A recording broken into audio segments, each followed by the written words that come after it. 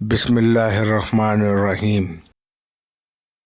السلام علیکم ناظرین، میں ہوں سیف القہار۔ آپ دیکھ رہے ہیں راز جنات۔ ناظرین، آج کا موضوع نہایت حساس بھی ہے، گہرا بھی، اور صدیوں سے بحث کا مرکز بھی۔ کیا بزرگ مشکل کشا ہوتے ہیں، یا مشکل کشا صرف اور صرف اللہ تعالیٰ ہے؟ یہ سوال صرف عقیدے کا نہیں، یہ سوال ایمان، توحید، شرک، محبت، اولیاء اور دین کا اصل روح کا ہے۔ آج ہم قرآن سے بات کریں گے، حدیث سے بات کریں گے، اولیاء کے اقوال سنیں گے، اور جنات کی دنیا سے جڑے ان پہلو کو بھی چھیڑیں گے جنہیں اکثر لوگ نظر انداز کر دیتے ہیں۔ آخر تک ہمارے ساتھ رہیے گا، کیونکہ یہ ڈاکومنٹری آپ کے کئی تصورات بدل سکتی ہے۔ انسان مشکل میں کیوں پکار اٹھتا ہے؟ انسان جب بے بس ہوتا ہے، ڈاکٹر جواب دے دیں، جب راستے بند ہو جائیں، تو وہ طاقتور سہارے کی تلاش کرتا ہے۔ یہی وہ لمحہ ہے جہاں کوئی اللہ کو پکارتا ہے اور کوئی قبروں کی طرف دیکھنے لگتا ہے۔ یہ سوال پیدا ہوتا ہے، کیا یہ فطرت ہے یا گمراہی؟ قرآن کیا کہتا ہے؟ اللہ تعالیٰ فرماتا ہے، سورہ بقرہ آیت نمبر 186، یعنی جب میرے بندے میرے بارے میں پوچھیں تو میں قریب ہوں۔ ناظرین، قرآن میں کہیں بھی نہیں لکھا فلاں بزرگ کو پکارو، فلاں ولی کو مدد کے لیے بلاؤ، بلکہ واضح الفاظ ہیں، ایاک نعبد و ایاک نستعین، ہم عبادت بھی تجھ سے کرتے ہیں اور مدد بھی تجھ ہی سے مانگتے ہیں۔ پھر بزرگوں کا کیا مقام ہے؟ یہاں ایک بہت بڑا مغالطہ پیدا کیا گیا ہے۔ بزرگ اللہ کے نیک بندے ہیں، اللہ کے محبوب ہیں، اللہ کے قریب ہیں، لیکن نعوذ باللہ وہ اللہ نہیں، وہ مستقل اختیار والے نہیں، وہ خود مختار مشکل کشا نہیں۔ خود اولیاء نے فرمایا، ہم اللہ کے محتاج ہیں، لوگ ہمیں حاجت روا سمجھ بیٹھے۔ ناظرین، یہ بات سمجھنا بہت ضروری ہے کہ بزرگوں کی اصل پہچان کیا ہے۔ سچے بزرگ وہ ہوتے ہیں جو اپنی ذات کو نہیں، اللہ کو نمایاں کرتے ہیں۔ کبھی یہ دعویٰ نہیں کرتے کہ ہم مشکل کشا ہیں، ہمیشہ یہی کہتے ہیں، ہم بھی تمہاری طرح اللہ کے محتاج ہیں۔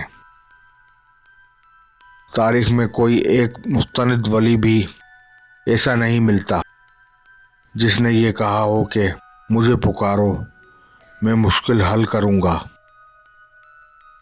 بلکہ انہوں نے تو یہاں تک فرمایا، اگر تم نے ہمیں اللہ کے برابر سمجھ لیا تو تم بھی برباد اور ہم بھی۔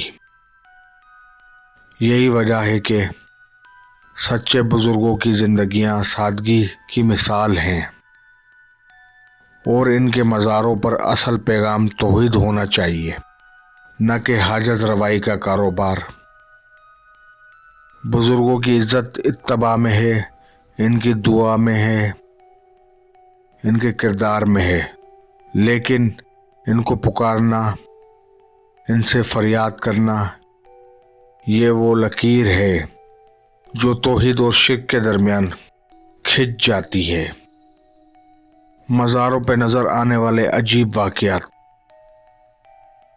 ناظرین، کئی لوگ کہتے ہیں، مزار پر روشنی دیکھی، کسی نے آواز سنی، किसी की मुश्किल हल हो गई। सवाल ये है, ये सब किसने किया? क्या वाकई बुजुर्ग या कोई और? यहाँ जन्नात का किरदार शुरू होता है। नाजरीन, अक्सर लोग दलील नहीं देते बल्कि कहते हैं हमने खुद देखा है। लेकिन सवाल ये है, हर देखी हुई चीज़ हकीकत होती है? कई मज़ारात पे रात के वक्त हेबत तारी हो जाती है। साए हरकत करते दिखाई देते हैं। लोग अजीब सी कैफियत में आ जाते हैं। ये सब करामत नहीं होती। असल में ऐसे मकामात पर खौफ, अकीदा और इल्मी मिलकर एक ऐसा माहौल बना देते हैं जहाँ जन्नात को काम करने में आसानी हो जाती है। इंसान समझता है बुजुर्ग आ गए, लेकिन हकीकत में कोई और मखलूक इस नाम को इस्तेमाल कर रही होती है। जिन्नात और औलिया का नाम इस्तेमाल होना। जिन्नात इंसानों को गुमराह करने के लिए नेक लोगों का रूप धारते हैं, ख्वाबों में आते हैं, करामत का तासुर देते हैं।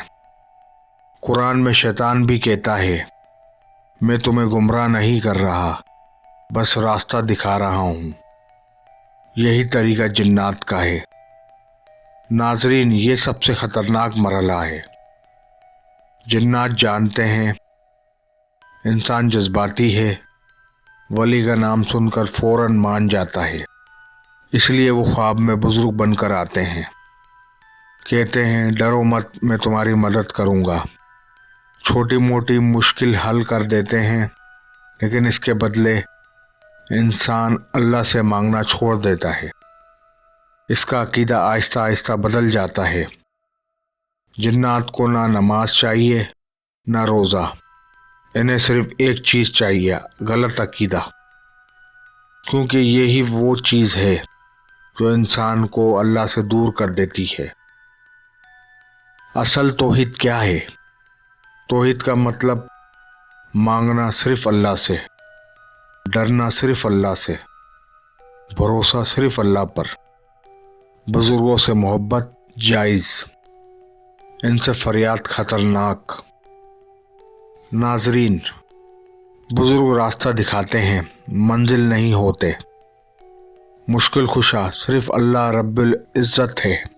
अगर ये डॉक्यूमेंट्री आपकी सोच में एक सवाल भी पैदा कर दे तो समझें राज़ जन्नात का मकसद पूरा हो गया। मैं था सैफुल कहर, आप देख रहे थे राज़ जन्नात। अगले राज तक अल्लाह हाफिज़।